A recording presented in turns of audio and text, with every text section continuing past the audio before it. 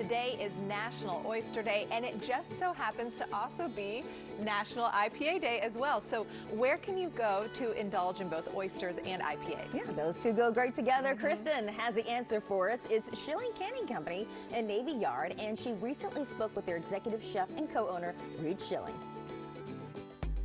Chef Reed, it is so great to see you, and I love that it is National Oyster Day. How are you? Well, Kristen, thanks so much for having me back. Okay, oysters are one of these foods that's like you either love them or you hate them, right? I personally love oysters, but what do we need to know about oysters? So we've done a great job here in the Bay. A couple small producers have done a real terrific job in the Bay of producing Chesapeake oyster, right? One in particular that we work with is Orchard Point. Scott's a great friend of ours. He takes them out of the water and brings them to us on the same day.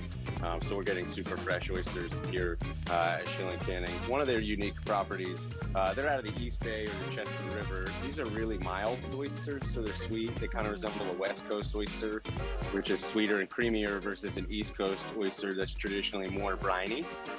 Salty, right? Higher salinity. Right. And so one of the unique things that they do is they tumble on top of the water, which rounds out the shells. A lot of times you'll see oysters that are, you know, kind of jagged here and there like that.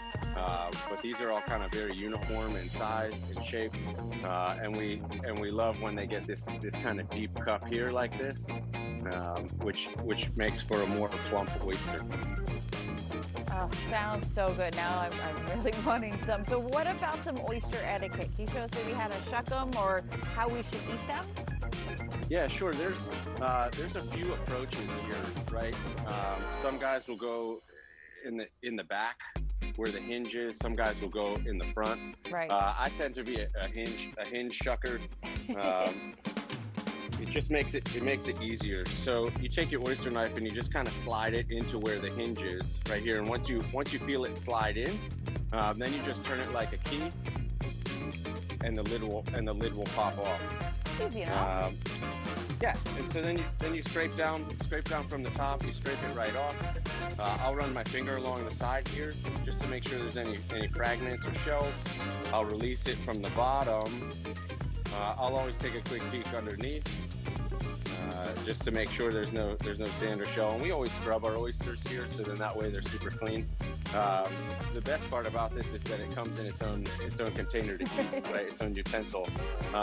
So as long as the oyster is clean, the shell's not broken, there's no mud or dirt, you can just put it right up to your mouth and slurp it down.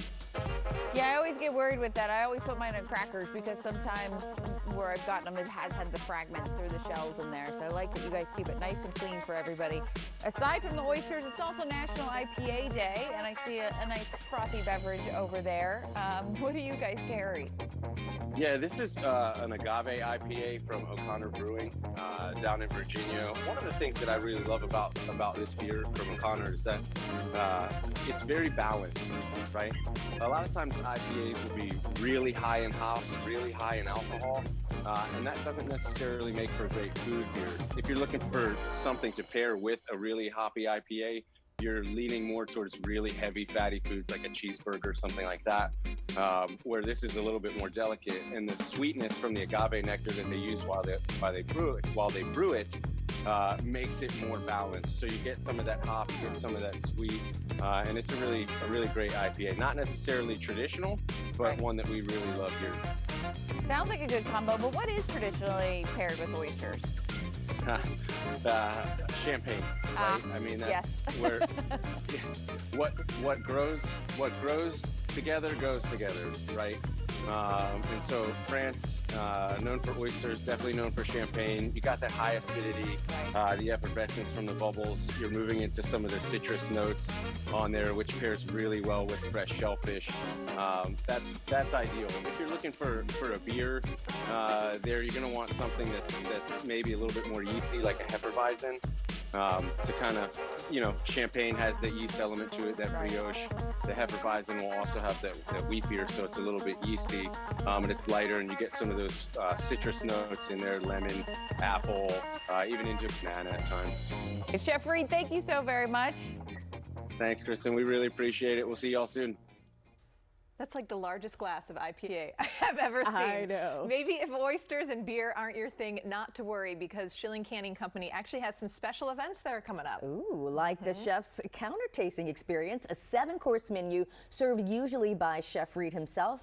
Gonna have to check that out at Navy Yard, Ellen. You know, food calls my name. It's my love language. Do oysters call your name? Like, would you be jumping at the oysters? I kind of can't. I developed an allergy to them. They make my neck itch, and my doctor told me that I could have them if I didn't mind my throat closing. So with that medical advice, I have to gonna do that, to Mary. stay clear. Yes.